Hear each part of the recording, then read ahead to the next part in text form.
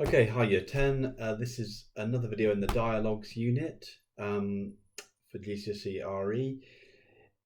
This video, we're going to move on in the next few videos for the last 3 or 4 lessons in this unit. It's quite a short unit. But in this video, I want to look at kind of rounding up some stuff from the medical ethics stuff that we've been looking at. So, the last 3 lessons we're looking at abortion, euthanasia, and IVF, and together those things make up the category of medical ethics. Now, if you got an exam question on those topics that looked specifically at one of those topics, so abortion, specifically at euthanasia, specifically IVF, they would be the easier questions, I suppose. You could, as long as you knew your stuff, the easier questions you could get asked in terms of how to answer the question. So, you could get a 3-marker, which might be describe a Christian view about euthanasia, or a 6-marker, explain Christian views on IVF, explain Christian views on abortion, or a 15-marker, which could be something like, abortion should be illegal, discuss this statement. And that, you could just use the Christian views and the 15-marker, the other views that we've looked at, and kind of argue against each other and come to a conclusion. However, there are other questions that could come up, and I'm specifically thinking of this question that we're going to look at today. So the question is, Christian teaching should not influence laws about medical ethics. Now, why do I think this might come up? Well, this sort of question has always been the sort of question that has come up in GCSE exams, even with the old exam board. And I think this sort of question is even more likely to come up now, because this question kind of hits on what this unit is all about. The unit is all about how we deal in society, of the fact that we've got a society where you've got religious people and non-religious people living together. In that situation, it causes these kind of conflicts. So conflicts about medical ethics is one of those things. And this sort of question is really quite central to this unit, because it's about the clash between religious and non-religious views. So what I want you to do is, if you can, I'd like you to try and answer this question. I don't want to weigh you down with more and more work, and if you're finding it too difficult to get your work done, and this will just add more to your workload, don't do it. But if you can, it will be really useful. At least I'd quite like you to do at least make notes on what I've put in this video. But I'd really like you to try and answer this question if you can, and send it to me, and I'll try and get it marked and get back to you. By the way, if anyone's still waiting for work to get marked and returned to them, please email me, just remind me, because sometimes I lose track of which work I've got back to people and which I haven't. So what we're going to do in this video then is I'm going to go through some arguments that you could use for and against on this for this question. I'm going to go through one sample SEE plus E, which if you're writing the question you can use. Then I'll talk a bit more about the structure, and then you get a chance to write it yourself. So let's look at some arguments first of all. So here's the question again. Christian teaching should not influence laws about medical ethics. Now, before we look at the arguments, I should say, sometimes people will just use the stuff they know about medical ethics to answer this stuff. So, the question is about medical ethics. It's quite broad. So it includes euthanasia, abortion, IVF. Some people just go straight in and use that information. So let's say something like, a conservative Protestant might disagree with this view because they believe things like abortion should be illegal. Then you use your evidence. In the Bible it says thou shalt not kill, and then you explain your evidence. This means that conservative Protestants are against all forms of abortion, and then you evaluate it in some way. That would gain you some marks, right? That would work in some way, but in a way you're answering a different question. Then you're answering the question, what is abortion right?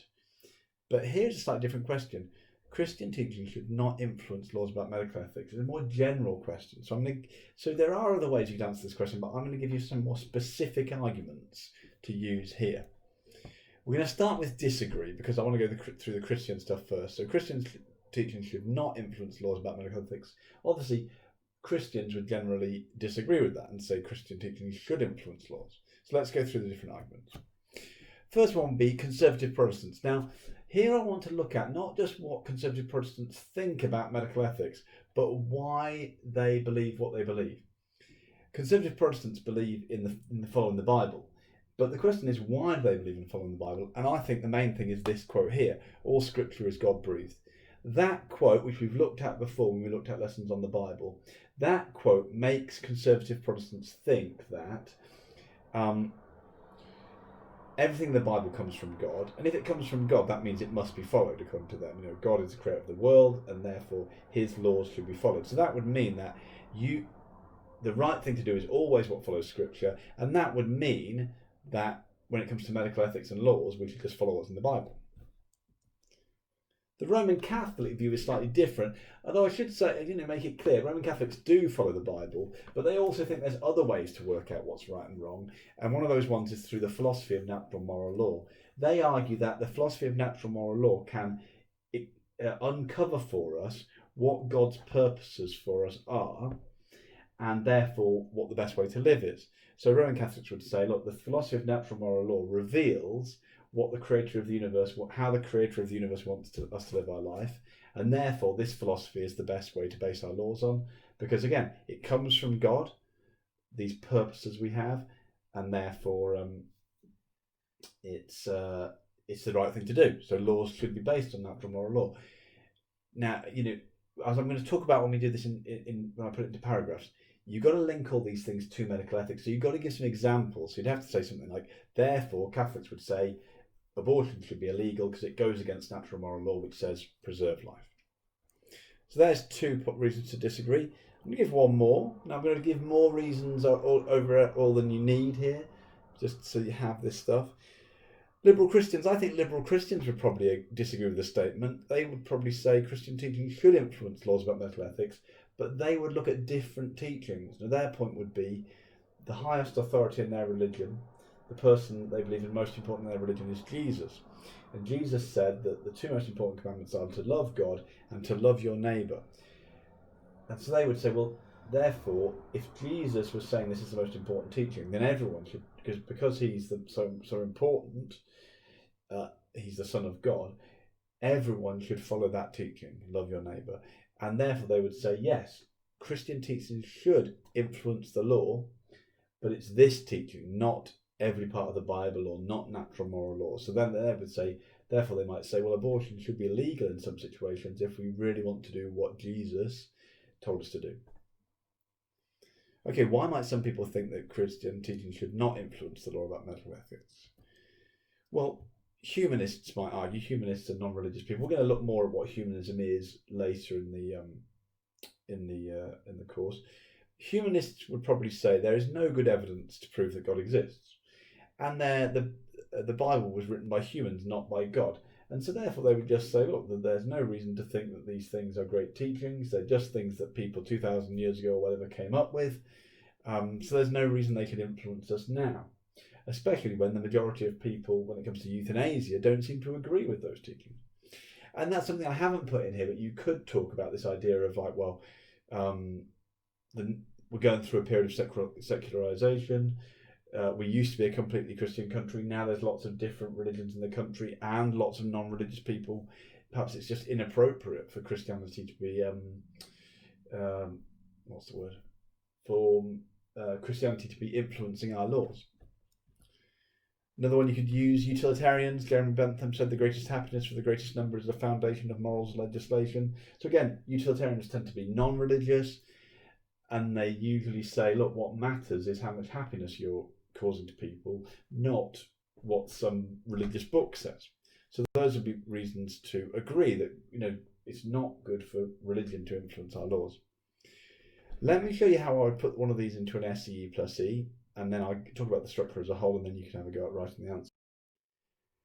I've gone for the conservative Protestant view. So look, I've said this is an SEE plus E. Conservative Protestants would disagree with the statement. So they disagree because they think religious teachings should influence laws about medical ethics, because they believe that the law should be based on the teachings of the Bible. Here's my evidence. They believe this because of the quote, all scripture is God-breathed. Now, in my explanation, I'm going to do two things. I'm going to explain the evidence, then I'm going to do another sentence which links it back to medical ethics, because so far we haven't said much about medical ethics here. We haven't said anything really. So look at my explanation, which is in green. This makes conservative Protestants think that everything in the Bible comes directly from God and therefore should always be followed. So that's my explanation to say this is why conservative Protestants think that we should always follow what's in the Bible. And that would show why they think laws should be based on what's in the Bible. However, we haven't said anything about medical ethics. So then I link it by giving an example. This means that, for example, they would believe that euthanasia should be illegal because the Bible teaches thou shalt not kill. Now I use euthanasia, but you could talk about abortion, you could link to medical ethics, to IVF. It doesn't matter what your example is, as long as you give some kind of example to link to medical ethics. So that's the way I've done it. I've gone, here's a statement, here's a reason why they think what they think, then I've explained the evidence, then I've linked the whole thing back to medical ethics. Then I've got a criticism at the end. So I've put as a criticism, atheists might criticise this view by arguing that we should let people make their own choices about whether I knew there'd be a typo in somewhere, about whether it should be they live or die. So here, my criticism is a bit strange in a way, because you might think, well, why don't I criticise the evidence? But I've actually criticised the last bit of the explanation. That's the reason I've done it like that, is because I want to keep it more about medical ethics. So I've basically not bothered to criticise that all scripture is God-breathed. We know atheists would disagree with all scripture is God-breathed. I've just gone straight to a criticism of the conclusion. Atheists say we should let people make their own decisions about euthanasia, therefore the conservative Protestant view is wrong. Okay, so that was an SE plus E. If we went through it quickly, just go back and pause it, listen to it again, or pause it so you can read through. So let's just have a look at the structure. That would be one SE plus E. In your introduction, you want to raise a statement. What the statement raises the question of, well, you need to, in there, highlight that you know what medical ethics is about. So you could say, this statement raises the question of whether the teachings of Christianity should affect the laws in this country about things like IVF, abortion and euthanasia. Then you just put what you think. Then I've put one view. Now you need two more views, so you effectively need another one, which is, I would put another religious one in and one non-religious one in. So my second one, say for example, might be Roman Catholic. So I would say, Roman Catholics would disagree with the statement because they believe that the law should follow natural moral law. And then explain, the evidence is simply explain what natural moral law is. Natural moral law is a theory which says that God has given us certain purposes in our life, and that being a good person means following those purposes. And then after that, an explanation, I'd say, because Catholics think natural moral law comes from God, they would say everybody should be following the purposes that God gave them, therefore the law should reflect those purposes. And then give an example, say something like, this means that, for example, Catholics think that abortion should be illegal because it goes against our natural purpose of preserving life. Then put a criticism in, and that criticism should come from an atheist point of view.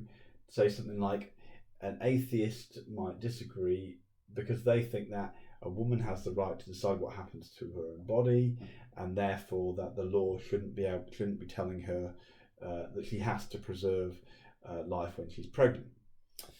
So that would be one, and then I'd go for my non-religious one, and you can here combine one. So humanists and utilitarians are often humanists. So you could say utilitarians would disagree because they think that laws should be based on what makes most people happy rather than on religion. Then you use Bentham's quote, greatest happiness for the greatest number is the foundation of morals and legislation. Then you explain it. This means that laws and our ideas of right and wrong, both of them, should be simply based on what makes most people happy. Then you link it and you say, well, this means, for example, most utilitarians would be in favour of euthanasia if it was going to get rid of someone's suffering, and if it meant that the family of that person, people would be happier because they would feel that their loved one was at peace rather than constantly suffering, something like that. How would you evaluate it? Well, I would just go back to a Christian view and go back to say, look, a conservative Protestant would say that right and wrong should not be based just upon what makes people happy. There's a deeper sense of right and wrong, and that because God created the universe, it's God that decides what's right and wrong, not human beings. That would be their criticism of that. I hope that makes sense. I've given quite a lot of guidance about how to write it, but just think about that structure that I talked about. You kind of say, here's what they think, here's some evidence for why they think what they think, then explain the evidence, but then also in your explanation, link it to a particular issue of medical ethics. And it's probably good to, throughout an essay like this, which looks at medical ethics in general, in different ones, look at different examples of medical ethics. So if you look at two of the SCE plus E's at euthanasia, look at abortion in the last one, just so that you can see that balance, that the examiner can see, wow, this person knows about lots of different areas of medical ethics. And then your evaluation, you just got a criticism in there of that point of view. At the end, just say what you think. I hope that makes sense. Any questions, anything like that, do email me, and that goes for anything in the course. If there's anything you're not clear about, if you've got any worries, if you're got any concerns, anything that's about, if you're worried you're too behind in work or anything like that, do just let me know, and don't get too worried about it, because lots of people will be in lots of different situations when we come back permanently, and there will be chances to catch up and things like that. Okay, thank you.